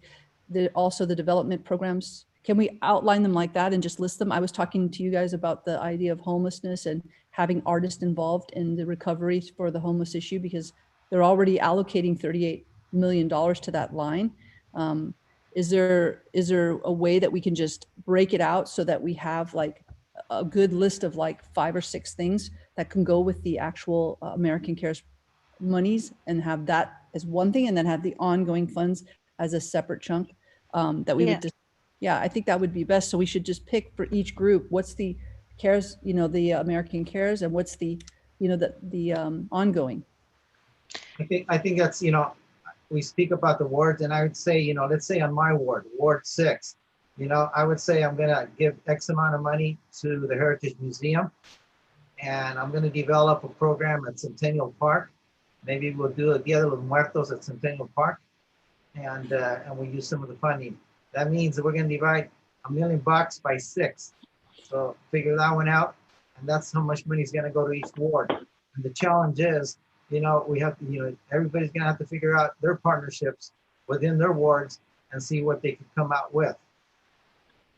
But at least we're identifying Heritage Park by the Centennial Park and these entities that exist, and we're going to be partnering to develop programs. I want to add to the conversation that I don't see on this list, and maybe was Commissioner Vu mentioned an art walk outside of DTSA. So yeah, I mean, perhaps funding the art walk, is like a big priority that should be mentioned. Well, Art Walk Falls, if you're gonna do it on 4th Street, okay, that's whose ward? That's Ward what? Ward 2, Ward 3? It's beyond wards. I mean, I don't have a ward, for example, you know, like, you know, so it's just, yeah. But who represents 4th Street? Whose ward is that? I'm unsure right now because they have 2 maps for the districting of the wards right now that I've been given. So I'm not sure exactly what the allocation is right now. So let's say if somebody wants to take that ward and use that money for that, they're more than welcome of how they're going to make it used. And that's a good proposition if that's the way they want to go. And a point of clarification, in talking with my council member, I was encouraged not to think of myself as just in one ward because of that very map issue. Yes. And that we're serving the entire city and our constituents, thinking about it all. And certainly not to create inequity or silos if we think only about our own ward, but thinking about the big picture and how we're going to distribute equitably the resources. I agree. I also just want to remind us that one of the reasons Art Walk did come into the downtown is because there are a lot of resources there, infrastructure. There's a lot of parking. There are some, you know, public bathroom facilities, et cetera, but not all of the wards have infrastructure like that. And so if we were to say outsource Art Walk to other neighborhoods, we would have to then fund, you know, porta potties and things like that. And so we have to remember if we're going to be economical here, to make those allocations of resources in an efficient or smart way. It would be helpful too if there were bids all throughout the city of Santa Ana, having the downtown has created a business improvement district, but if we could help encourage the city council to get that throughout the entire city, then we would be able to more equitably distribute opportunities. I agree, Robin. So just to remind you, we have 15 minutes on our half-hour agenda. So we've got the 2 lines. We've got the American Cares. It's one separate thing. We've got the ongoing funds, which is another separate thing. We've got educational programs for youth under both lines. And you guys can decide how you want to break that out.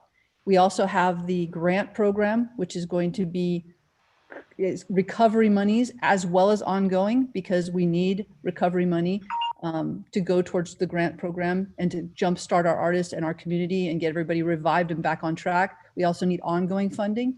I think those things need to be on both lines. You know, you guys were talking about parks and the community cleaning up parks, opening up, community centers, that type of thing. I think those again are the emergency funds to get those community centers, the parks.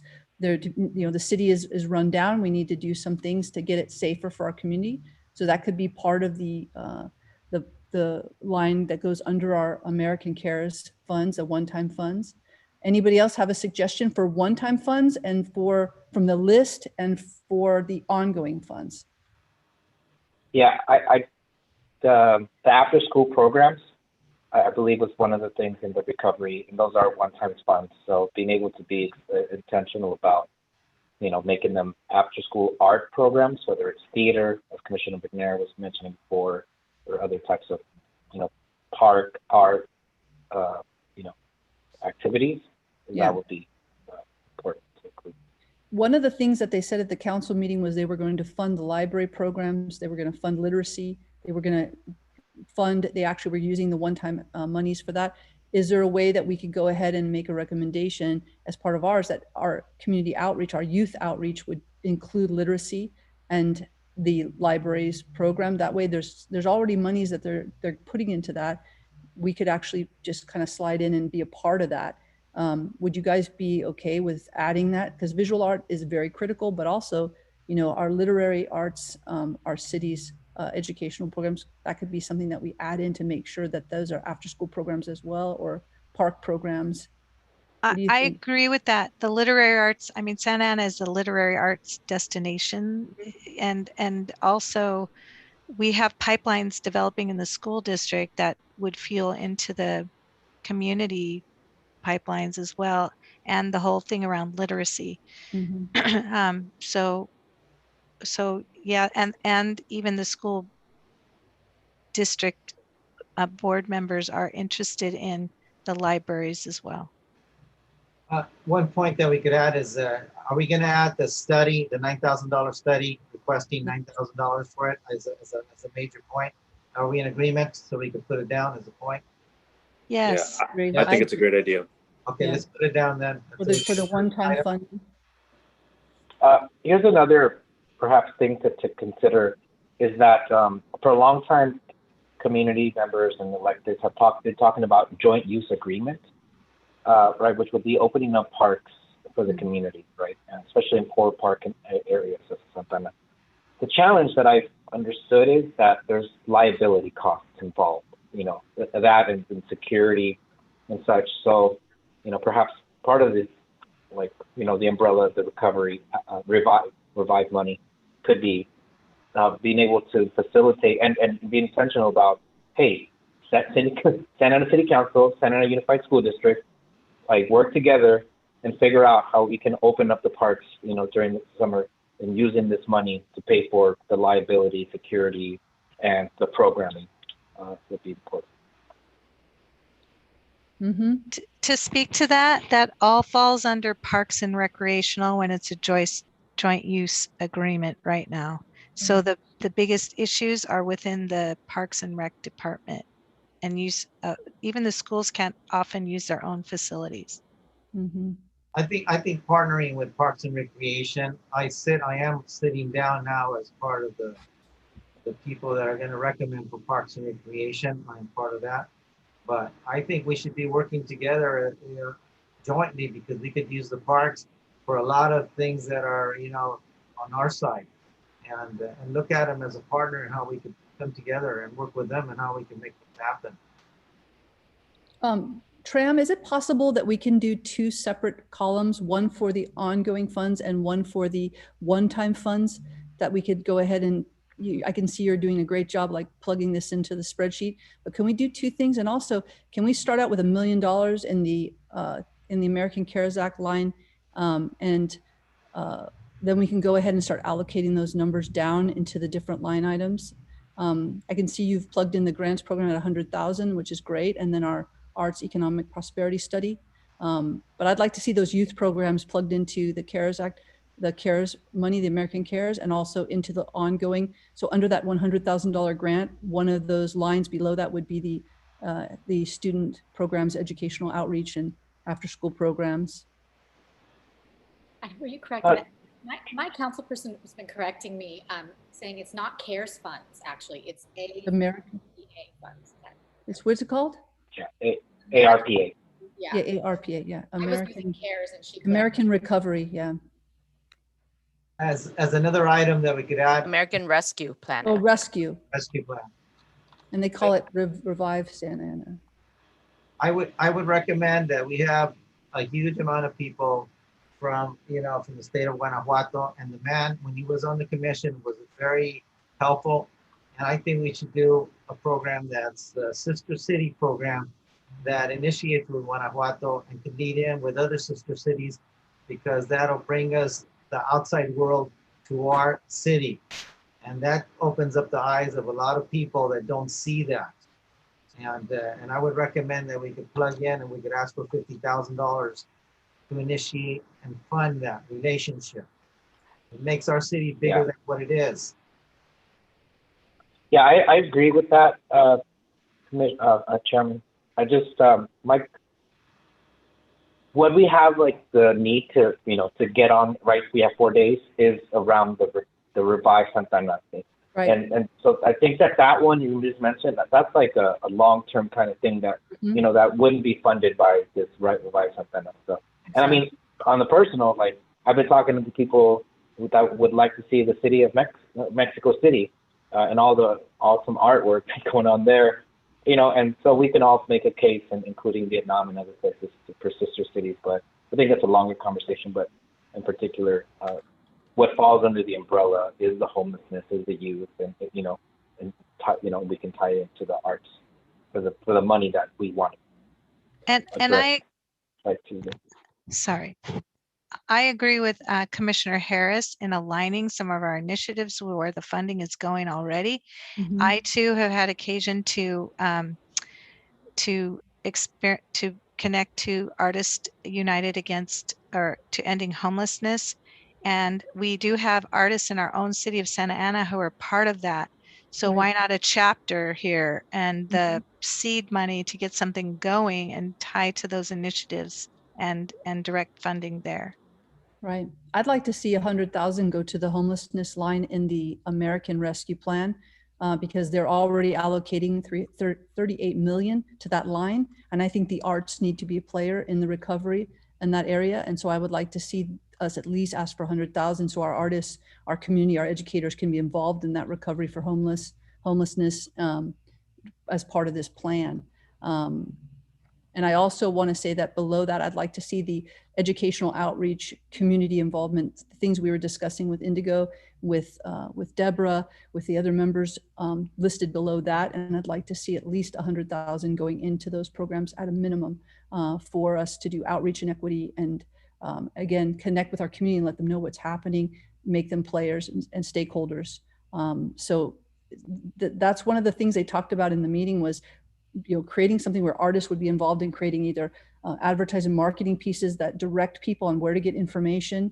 I think our artists should be the people doing that, should be creating that signage, the information, the online information graphically to help connect the community. And so that is already something they're going to approve. And I think we need to be involved in that level too. So if we could add something like that and you guys would agree to having that involvement to the community, that would be great.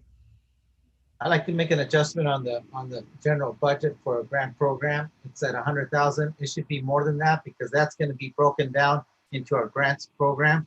That's going to be dwindled down to I don't know how many grants. So I'd say at least 175,000 and that's an ongoing because that's a number that's already been placed on this and it was given to us.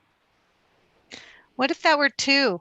One is an initial like huge recovery type granting program and the other one is a sustained ongoing, and in the recovery one it could be like $500,000, $500,000 at least, because there's so many initiatives that could be supported through that.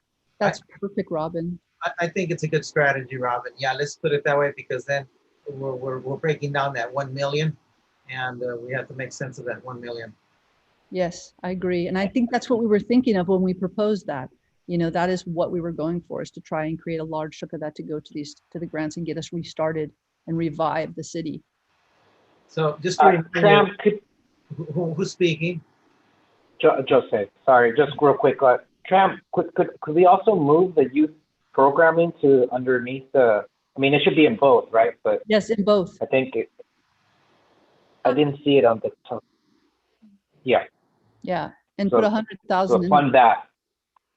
What about the neighborhood, the one that did have quite a few votes, the neighborhood arts program?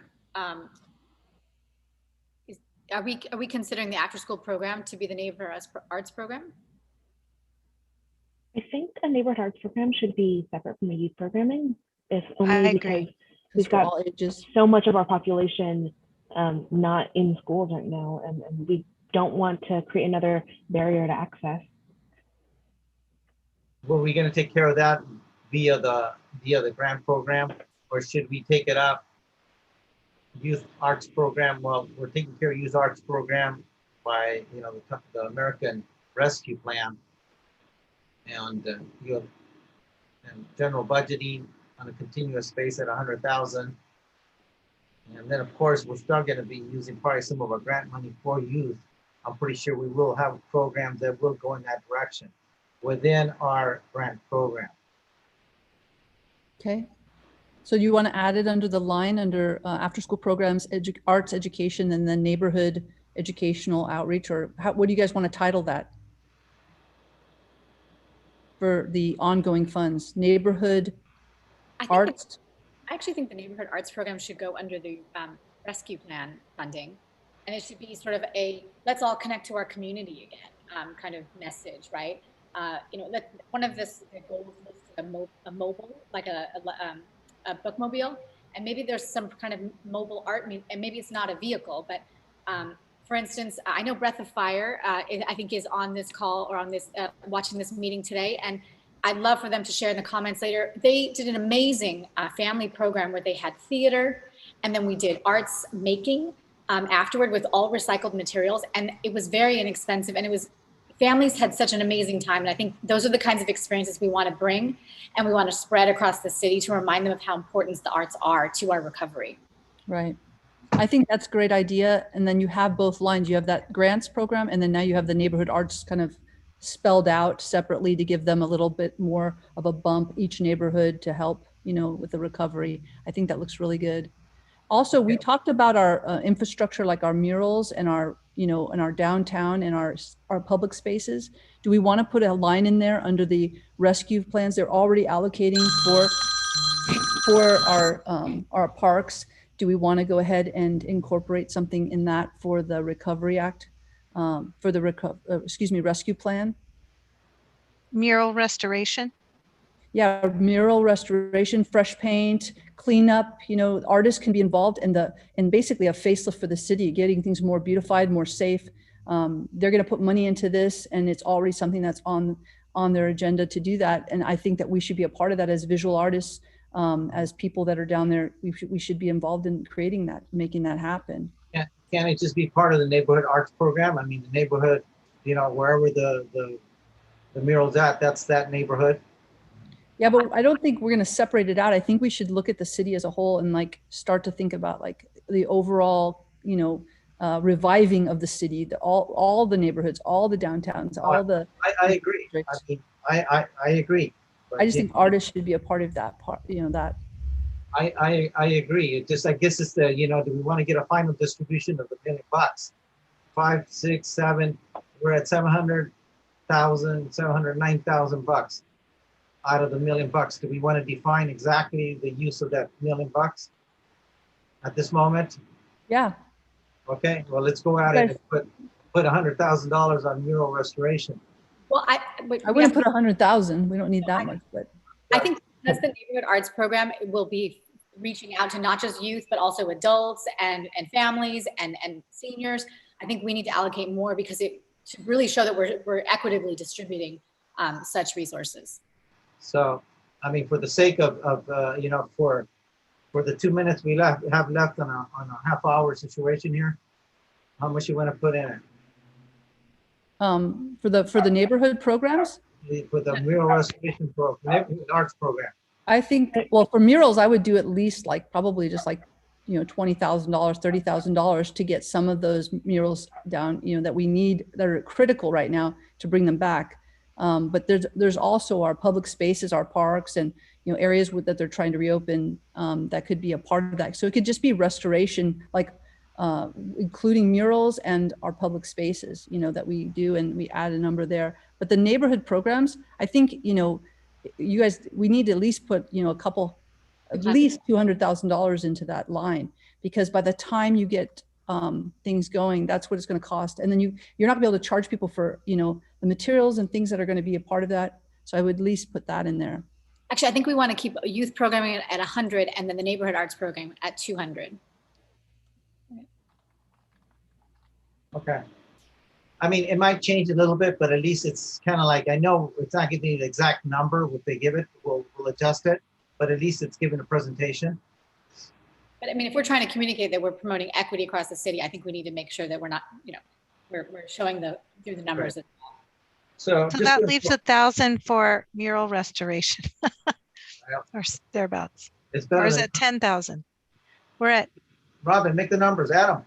We're at 5, 6, 7, 8, 9, D9, 909,000. So great. Somebody help me do the math. Could I actually recommend instead that we lower mural restoration to about $30,000 or $40,000, and then we have a separate line for specific events and festivals or celebrations, and that could be how we jumpstart the Art Walk program. Yes, I agree. Yeah, we can do something for Art Walk, definitely, to get it get it revived and jump started. But then add that line also into. I do think the city should be involved in the festivals and in the Art Walk and all of that, and that should be in our normal general fund as well. Okay, for the sake of discussion, we hit our 30-minute mark. I think we have enough information there to create a letter that would go well intended. can we just finish up these numbers so that we have them done? Where are we going to plug numbers in? We're going to break down the numbers in the youth program. Right now, Sam's, she's entering numbers in. And then we're looking at our general fund. We have youth programs at 100,000. That wasn't necessarily what we had asked for. It was going to be general funds that was $100,000. And then I see what you did. You added another 175 into grant programs on top of 100,000. Yep. Okay. So ongoing funds, I'd like to also add, again, our city arts, our public arts, like into the actual general fund. I'd like a line to be at least giving us ongoing funds for our mural projects, our ongoing public arts projects. So if we could come up with something to add into there, that would be really great. We didn't want to specify that actually the grant program is our ongoing funds. Okay, so the murals and all that would come out of that? Yes, it is, because that's what we're going to distribute it to the different entities. We just don't have to indicate all the entities that it's going to go right now, because, you know, it might be 5, 10, 20 units. Could we also clarify that arts education is not just about the youth? Yes. This could be the granting, the professional development. It could be for seniors, senior center programs. Right. It's not just youth oriented. Right. That is very important, because, you know, a lot of money just goes in youth and they leave out everybody else out in the variety world. So do you want to add the 175 and the 100 to the top of general funds so that we start out with that, like we did with the rescue plan? You want to separate it and put general funds and then put actually grant? And then we do the breakout just like we did above. So we do want to come in as general funds. Okay. Why do we have, I mean, could we ask for more? Because already in what we've got those two things, we've got 275,000. What for an annual ongoing budget? Could it be more? I think you can ask for more, definitely. And we should put it in there and we're going to negotiate. I mean, we should put it in there. What do we want to do and how do we want to achieve it? I think we do need ongoing funds for youth programs, for our neighborhoods, for our grant program. I think arts education is the same thing as the neighborhoods and the youth. But I do think that it should be all ages, not just youth. Okay, so let's jack it up to 275. Yeah, I agree, Commissioner Harris, about the youth programming should just be programming in general. Programming for education. Yeah, just programming in general. Art programming within that art walk, and then other festivals, as was mentioned. Yeah. Because you know I mean, as having run Noche Altares, you know, it's inexpensive. These things are expensive. That's so right. Just do the art education programming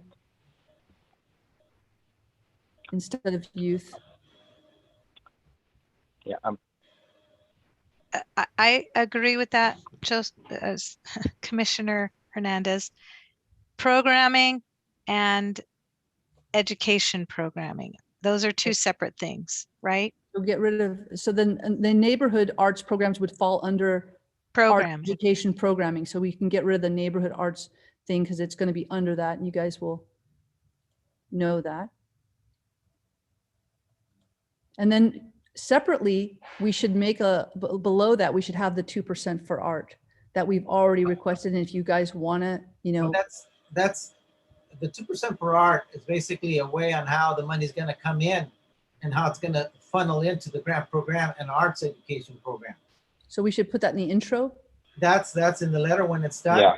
You're going to indicate that we are recommending that the money to fund this thing is 2%, is cannabis, is partnerships with other entities of the city.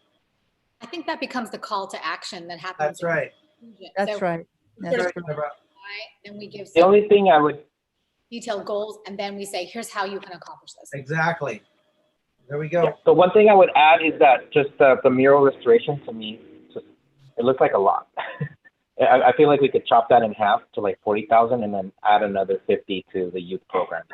I was actually recommending instead of youth, what if we bring the 91 to 40,000, for example. Apologies for my dog in the background.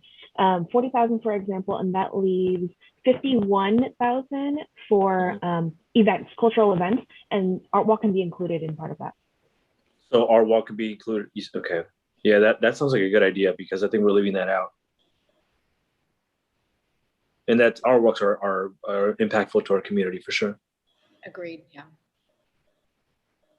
Yeah, and I think that the letter should very much like try to elaborate a little bit at least on how it's tied into public health, because that's what the restriction lies in. We have all these great ideas about what we'd like to do with the money, but at the end of the day, they're going to say like, is it tied into COVID-19 related like things, or is it going to help, you know, the health well-being of the community? That's right. So making the case in the letter. That's right. Yes, arts is a means to well-being. Yes. Commissioners, I'd like to remind you that we're at 35 minutes, and not because, but I have to have the responsibility of time. So let me know if we want to continue, or is this sufficient for the letter writers to be able to construct what we're going to do? Indigo, Deborah? I feel good. Okay, Deborah, you feel good? Okay, Indigo? Yes? Okay, What I got? yes? All righty. I think we have enough information to do a really good letter. If we're in agreement, then if there's no more issues on this, we could close this out. We ran 5 minutes over, and I think we did a great job. Are we in agreement? Yes. Yes. Yes? Okay. So if we're in agreement, Yeah. When you're done, I'll actually, I realized that I'm going to be camping this over the holiday weekend, so I may not have Wi-Fi, to send out the letters. I don't know, is there another way you can brainstorm so that you could? They're just going to have to do it. But I you'll mean, just send it BCC, whatever. Tuesday morning? Yeah, I can definitely BCC instead. Yeah. okay. So basically, does the commission have any questions for staff? I could email you this to the three Okay. who are writing Yeah. the letter. Do we have a motion? I guess we have to have a motion to go ahead and approve our item that we talked about.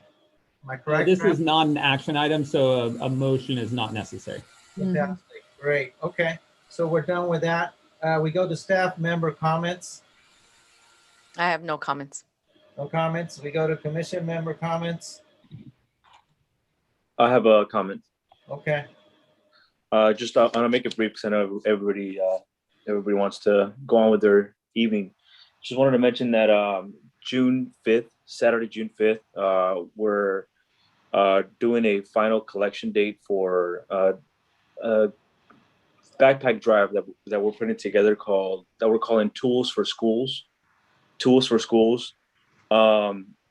We've been doing it every year. It's been an annual thing, and our goal this year is to collect 500 backpacks stuffed with school supplies for the kids.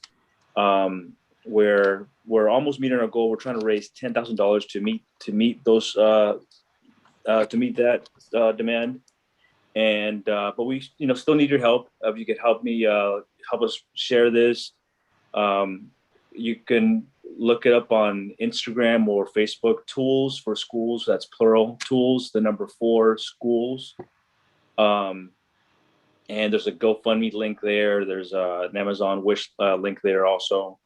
So we're still collecting funds, but the final collection date is Saturday, June 5th at 6 p.m. at Copper Door in downtown Santa Ana. And it's basically, it's not a nonprofit. We're just a bunch of artists, event coordinators, photographers. It's a real community event. We're saying it's from the community for the community. So yeah, just inviting you, and you guys. I'm also inviting you guys to come out and just be there also. Thank you, Fernando. Any other comments from the commissioner? I'd like to make a comment. I just wanted to let the audience that's with us, I want to thank you. I also want to thank my fellow members. I wanted to let you know there's been a little bit of a change when it comes to the mural mapping project. I've went ahead and I have turned over the management of the mural mapping project to Emmanuel Ramirez. He's a local artist and designer who's going to be heading that up. I had gotten some response to my involvement in the mural mapping. There was public perception that there was some sort of an ethical issue with me being involved, because now that I'm on the commission, that they felt that it was inappropriate.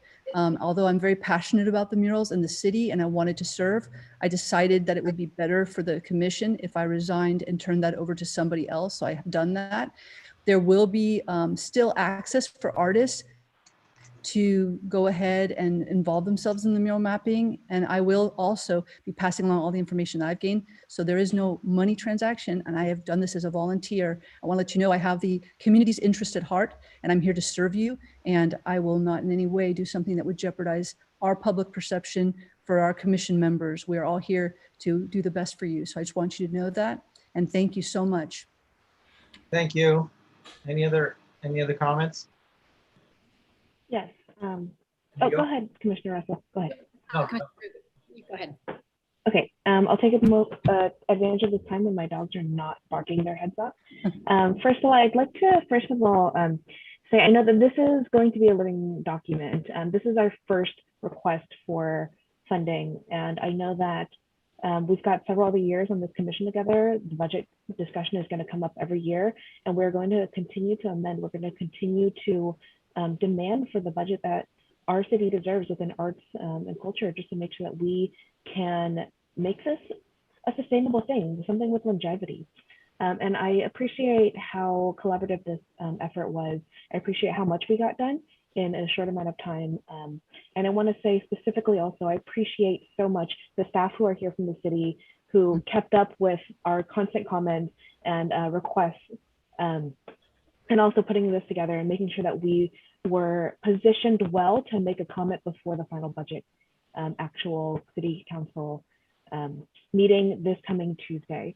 I know this is not easy, and I really want to invite the public to please continue guiding what we talk about, what we hear from you all, so that we know how best to serve all of you. I know last time, I believe it was Commissioner Harris who mentioned wanting to put her email address and phone number on the website. And this is just a reminder to all of us, if we did want to have that happen, I believe Tram said to let her know and she could have that happen. I think that we are in a good place to continue making sure that we serve well, and whatever that serving well entails. Mm-hmm.